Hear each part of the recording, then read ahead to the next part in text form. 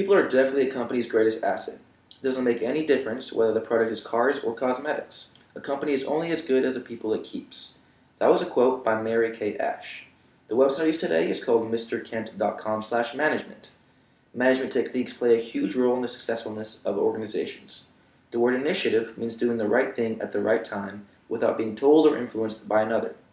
Management techniques encourage initiative. Initiative gives satisfaction to employees and success to organizations. The definition of the word manager in Webster's dictionary is as follows.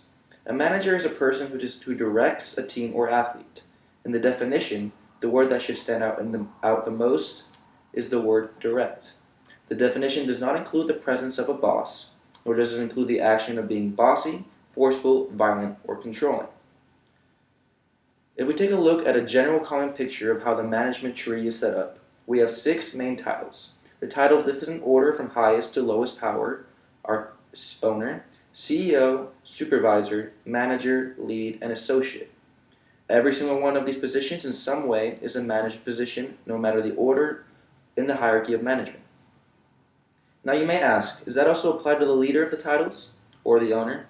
The answer is once again, yes. As we recall the definition of the word manager, a manager is someone who directs others. That statement alone would include everyone on the hierarchy of management. By this point in time, we have learned that the word direct sounds out while defining management. Speaking of direct and management, a prime example of where directing is effective is included in an old Western movie. That includes the part of the movie that pictures a cowboy riding into town with 4 of his horses as well as a carriage that is being pulled by his horses as well. The cowboy whistles and shouts to his horses as well as pulling on the reins in order to give them to go in the right direction of his choice. These horses seem to follow the directions of their owner with ease, but consider what it has taken them to make all this work together smoothly. In order for the commands to be carried out correctly, there were a couple of very important requirements that needed to have already taken place. Firstly, you can't take any random horse and hook it up with the other 3 and expect this team of 4 to function properly. Each horse needs to be well trained for their position, as well as they must want to follow the directions of the rider. Without careful training and growing motivation, the rider is helpless to accomplish his goals as a traveler. Coming back to reality, associates that work under a management position need to have the same type of ingredients and inner chemistry with the management in order to achieve one's goals. A good manager is one who finds what people need and then try to meet that need. Many other managers seem to be blinded by their own selfish desire to climb the ladder of success. While following their own intentions, they get confused to why they didn't reach as far as they planned on. Employees, on the same hand, have many different basic needs from his or her superiors. One of the most basic needs is the need for money.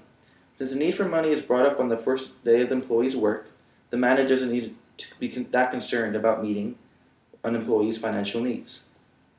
Another basic need that their superiors have massive control over is employees need to be appreciated by his or her superiors. A good manager finds many opportunities to meet the basic need. The most general way to superior meet this basic need is by giving their employees a verbal recognition. Another one is by pitching in within the workplace, handing out written recognitions, and establishing friendly relationships with your employees. Another basic need that is most important to some is the feeling of knowing that you are a human being. When you talk to them, you have to talk to them knowing that they are a human as well. Many managers take the mistake by thinking that they might lose their job if they allow themselves to appear to be on the same level as their employees. But the truth is, managers will go and gain respect and admiration of their employees by doing all you can do to make them feel important. If you hold a management position, it is your responsibility to your superiors to ensure that their employees under you are satisfied. Dissatisfied employees, on the hand, always have a lower level of production than those who are content with their jobs. Once your employees perform well, it not only makes your job easier, it also immensely boosts your current standing with your supervisor. Managers' positions sort of work hand in hand with the company. If your employees are content with their work, as well as you're content with their work, and with how you are running the grounds, then your superiors become satisfied with your work, and as a result of your superiors being happy with the performance of your employees, you can be quite sure that the customers who do business with you will also be satisfied as well.